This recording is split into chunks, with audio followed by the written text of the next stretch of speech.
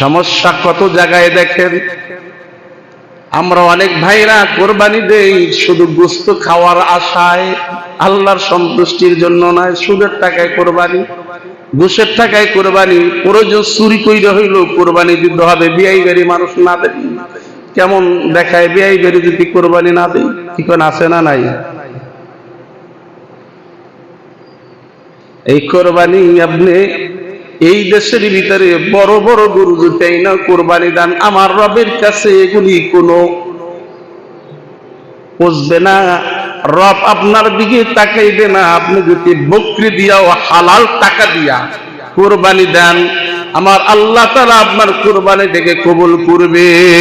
কেমন করে কবুল করবে দেখেন, যেমন করে কোরবানি কবুল করেছিলেন আল্লাহ পাক রব্বুল আলামিন হযরতে ইব্রাহিম আর ইসমাঈল আলাইহিস সালাতু ওয়াস সালামের পাশে কি করে নাই? ওয়াসাদদাকতা রুয়া।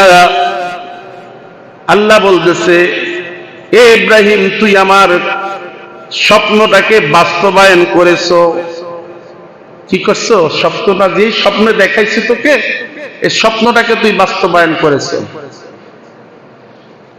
এই স্বপ্নটাকে বাস্তবায়ন করছে, এই জন্য তোর জন্য রয়েছে পুরস্কার। বলেন কি রয়েছে? পুরস্কার। ইন্না কাযালিকা নাজিল মুহসিনিন। মুহসিনদের জন্য আল্লাহর পক্ষ থেকে একটা পুরস্কার। সুবহানাল্লাহ। সামনে আল্লাহ তাআলা বলতেছেন, ইন্না হাদা লাহুয়াল বালাউল মুবিন। এটা আল্লাহর পক্ষ থেকে একটা কঠিন পরীক্ষা ছিল ইব্রাহিমের উপর। সুবহানাল্লাহ। কেমন পরীক্ষা? ইব্রাহিম আলাইহিস সালাতু ওয়াস সালাম তার সন্তান আল্লাহ তাআলা দিয়েছিলেন। দীর্ঘদিন দোয়া করেছিলেন, রব্বি হাবলি মিনাস সালিহিন। 80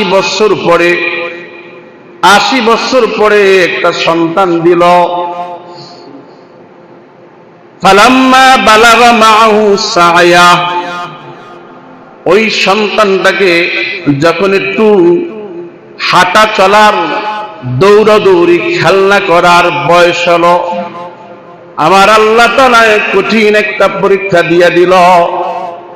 হে পয়গম্বর ইব্রাহিম, তোমার পরীক্ষা একের পর একটা না, দুইটা না পরীক্ষা।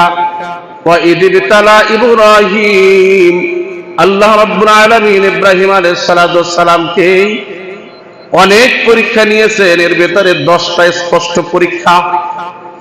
এই 10টা পরীক্ষার ভিতরে নিজের সন্তানকে কুরবানি করা এর চাইতে বাবার জন্য কষ্টকর আর কিছু হতে পারে না।